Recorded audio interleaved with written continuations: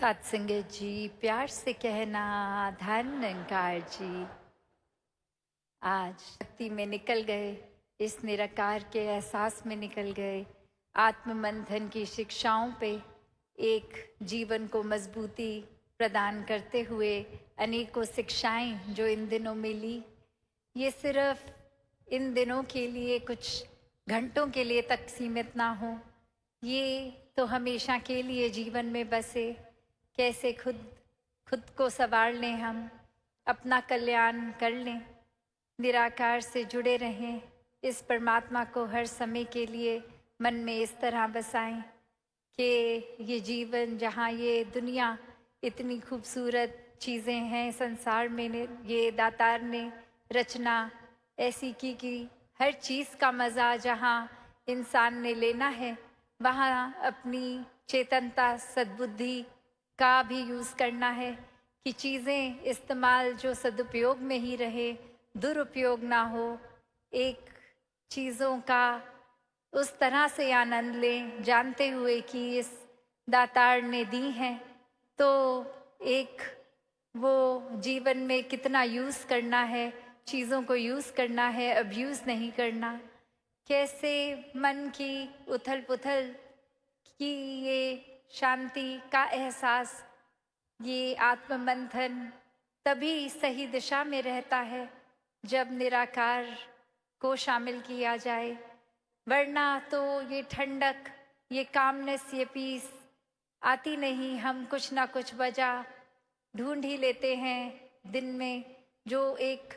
Thought बेचैनी का आ जाता है और फिर बाकी का दिन भी फिर उसी थॉट को पकड़ के उदासी, परेशानी, आंसू। तो कैसे एक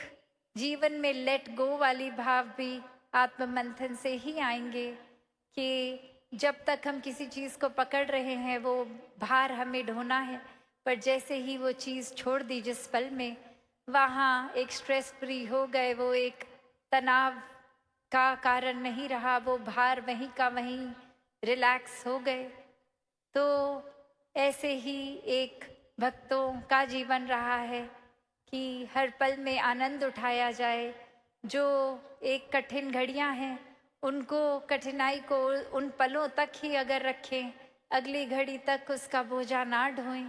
तो कैसे वाकई ही ये मन भी स्थिर हो जाता है, एक सुकून की अवस्था मिलती है। जीवन में हर तरह मेंटली, स्पिरिचुअली, इमोशनली ये ग्रोथ, ये विस्तार होता है, और मन के भीतर ये जर्नी विद इन आत्म मंथन से हर पल में फिर ये सुकून, ये अंदर की हमारी एक ऊर्जा ये और स्ट्रॉन्ग होती है। स्पिरिचुअल जर्नी दातार उसी तरह से हर एक के मन में ये एहसास हर पल का बख्शता जाए कि कैसे जीवन तो जीना है, ऐसा नहीं कि जीवन में जो वस्तुएं हैं उनको एक यूज़ नहीं करना, पर यूज़ करते करते भी वो शुक्राना भाव मन में हो। कैसे एक मन को हम ऐसा ना बना लें अपने कि पहले से ही एक कुछ फाइनल, कुछ एक सोच बना लें कि ऐसा ही है जैसा हम सोच रहे हैं, दूसरे के नज़रियों को कंसिडर ना करते हुए एक अपनी ओपिनियन उस तरह से एक निर्धारित कर लें। तो अक्सर ऐसे भी नोटिस किया है कि अगर हम किसी के प्रति ऐसे भाव बना लेते हैं कि ये इंसान हमारे बारे में अच्छी सोच नहीं रखता, तो अगर हम किसी कमरे में जाते हैं जहाँ वो इंसान किसी से बात करते करते और अचानक हम एंटर करते हैं, तो वो चाहे वो देखते हैं हम नज़ारा कि वो एकदम चुप हो गए हैं वो दो व्यक्ति, तो सबसे पहली सोच क्या जाती है, ये ज़रूर मेरे बारे में ही चुगली कर रहे होंगे, ये निंदा कर रहे होंगे, और अब सामने में आ गया तो कैसे अब वो अपनी बात कंटिन्यू करें, मेरे सामने तो मेरी बुराई नहीं करेंगे। पर हकीकत क्या है कि ये चाहे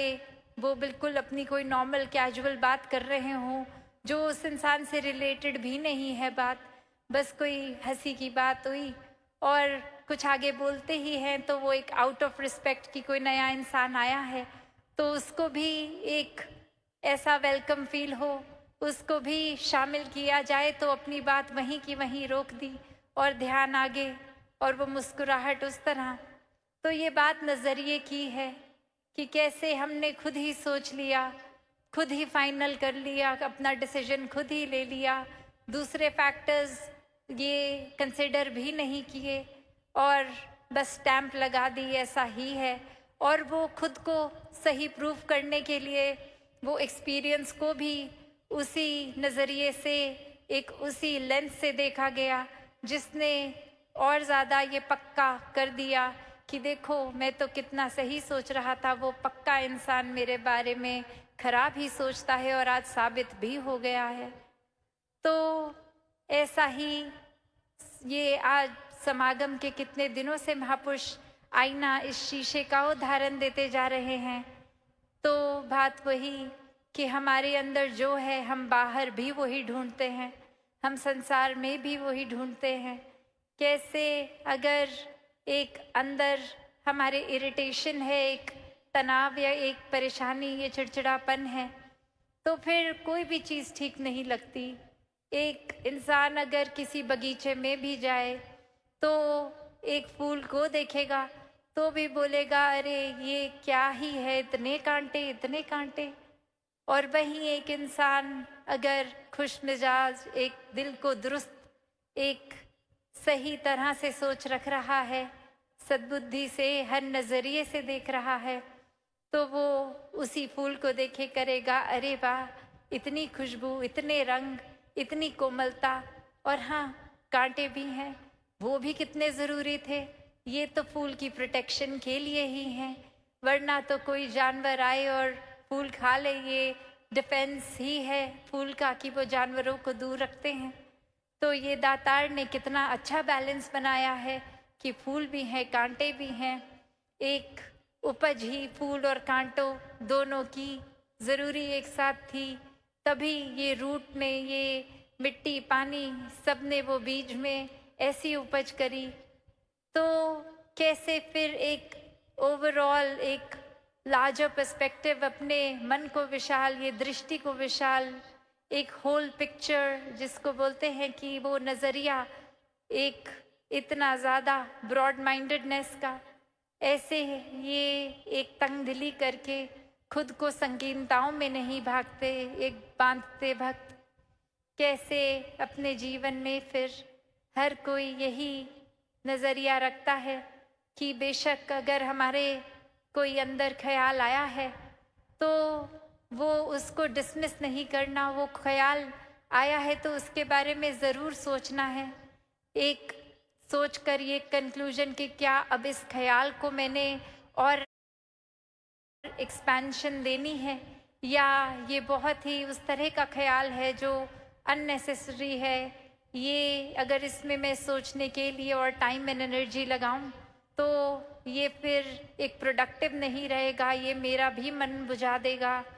एक उसकी बजाय नेगेटिविटी के एक पॉजिटिव चीज़ को फिर मैं सोचूं। तो ये चुनाव, ये चेतनता का इस दातार के आश्रय अगर हो तो वाकई ही ये आत्ममंथन में सही दिशा ही ली जाएगी। कैसे फिर हर कोई एक सिर्फ अपने ही ख्याल तक नहीं, एक आसपास भी अगर कोई उस तरह का ख्याल रखे जो मन को थोड़ा लो फील करवाए, तो भक्त तो हर समय उसी टाइम करेक्शन करवा के ये एक ऐसा बोलेंगे कुछ कि ये दातार से जुड़ता हुआ एक इशारा करते हुए वो फिर ख्याल भी बिल्कुल ठीक दिशा ही चले जाएंगे। एक मन वापस फिर सही रास्ते लग जाएगा, ये अपलिफ्टमेंट हो जाएगी मूड की भी। तो ऐसे ही भावों से संत हमेशा से युक्त हुए हैं कि अपना भी कल्याण हो और सामने वाले का भी। कैसे फिर ये एक नज़रिया कि सामने वाले के बारे में अगर मैंने सोच ही लिया है कि वो बुरा सोचता है मेरे बारे में, तो वहाँ एक ऐसा भी उदाहरण आता है जो अक्सर हमने सुना है कि एक स्कूल में एक्सपेरिमेंट किया गया जहाँ हर बच्चे को कहा कि आप जिस बच्चे को अगर एक कोई चूज़ कर लो और उसके बारे में एक अच्छी चीज़ कोई लिखो, और जब रिजल्ट्स आते हैं तो कुछ बच्चे जो सोचते थे अभी तक कि सामने वाला बच्चा मुझे पसंद नहीं करता, वो हैरानगी की बात कि उसी इन बच्चे ने इतनी अच्छी बात लिख दी कि मेरी ये क्वालिटी से उसने ये सीखा। और वहीं अपना ये फिर मन की धारणा चकनाचूर कि अरे ये ऑल दिस वाइल ये तो मैं ही उसके लिए ग्रज होल्ड कर रहा था, वो इंसान तो कुछ भी नहीं सोचता मेरे बारे में ऐसे। और ऐसे ही हम अपनी फिर मन पे मट्टी चढ़ा लेते हैं किसी के प्रति। तो ये आत्ममंथन करके ये मिट्टी साफ करने का भी टाइम है। कैसे फिर हर समय एक अगर कुछ बात है भी मन पे तो वो रिश्ते टूट भी रहे हैं, बिखर भी रहे हैं, तो ये समय एक अहंकार को छोड़ के एक दूसरे के प्रति ये दिलों से दिल को जोड़े जाएं। ये माफ़ करना और माफ़ी मांगने का समय है। कैसे फिर हर एक को अपनाने की बात, ये एक्सेप्टेंस की बात। तो जहाँ ये समागम हर किसी ने आनंद भी लिया और जो नहीं भी आ पाए वो भी एक भाव रूप से तो शामिल रहे। हर एक की सेवा, चाहे वो पंडाल पहुंच पाए नहीं पहुंच पाए। कैसे हर एक ने जहाँ एक हर्षोल्लास से कुछ समय पहले से सेवाएं शुरू करी और अब समागम के बाद वो वाइंड अप सेवा का भी रूप होगा, जहाँ एक काफ़ी महापुरुष अपने घरों को चले जाएंगे, पर फिर वो कुछ रुक कर ये एक ऑर्गेनाइजेशनल पॉइंट ऑफ व्यू से चीज़ों की संभाल भी करनी। तो भाव वो उत्साह का जितना पहले उतना भाव में, क्योंकि भक्तों के लिए तो सेवा सेवा ही है। और ये हर एक के लिए भी एक इशारा, संकेत कि जितना समागम पे पहुंचने की एक्साइटमेंट और खुशी, अपने घरों में भी उसी एक्साइटमेंट से वापस जाएं कि अब इतना कुछ सीखा है, उसको पूरा साल, पूरा दिन, पूरा रात, पूरी ज़िंदगी इम्प्लीमेंट करके वो खुशी में सिर्फ इजाफा ही होता रहे। तो ऐसे भावों से युक्त हो। और जहाँ अभी अनाउंसमेंट्स भी सुनी कि ये अब दासी की पर्सनल एब्सेंस जो 5 महीने आप सबके बीच में नहीं उपस्थित हो पाई, तो जैसे एक स्टूडेंट होता है जब एब्सेंट होता है तो उसके बाद वो कवर अप करना पड़ता है पढ़ाई को।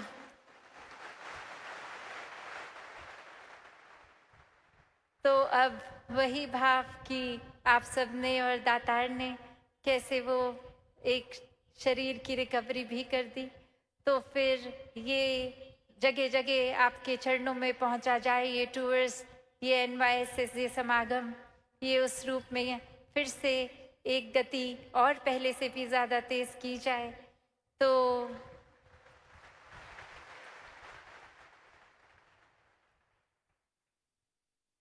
हर एक को जहाँ ये समागम भी मुबारक, कल भी उस तरह सुबह ही जो नहीं भी पंडाल आ सके तो वो सुबह के समय दासी सबके टेंटों तक पहुँचने का प्रयास।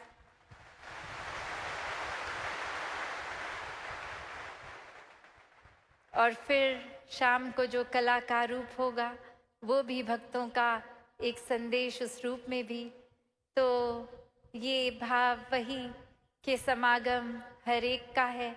हर एक ने इसमें हर तरह से एक पॉजिटिव कंट्रीब्यूशन करी, ये सिखलाई सीखी। और वो सिर्फ अपने तक ही नहीं, एक अपने से शुरुआत तो ज़रूर करनी है पर अपने तक ही नहीं, ये सच्चाई का, ये निराकार को हर रूह एक पहचान के एक अपना कल्याण कर ले अपने जीवन में। फिर अच्छाई, ये संदेश को स्वयं जीना है और चलते फिरते फिर ये प्रचार बनकर हर एक तक, पूरी मानवता तक पहुंचना है, सेवा करनी है और ये खुद जीकर ये संदेश स्वयं बनना है जो अपने लिए भी एक सुखदाई हो और औरों के लिए भी प्रेरणा दे सके।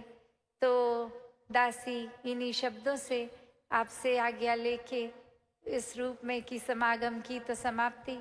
पर ये समागम हमारे दिल में हमेशा के लिए ही बस जाए। ये भाव समागम का, ये जो एक मन अंदर मन के एक ये फेस्टिविटी वाली फील, एक खुशी, एक हर तरह से जो भाव आता है कि कैसे अब घर का भी कुछ किसी को ख्याल नहीं कि बस अब आ गए हैं समागम या टीवी पर देख रहे हैं, तो इतनी मन में फुलफिलमेंट लगती है। एक लगता है जो स्पिरिचुअल आध्यात्मिक पहलू हमारा पीछे भी रह गया था, वो फिर से एक तरह से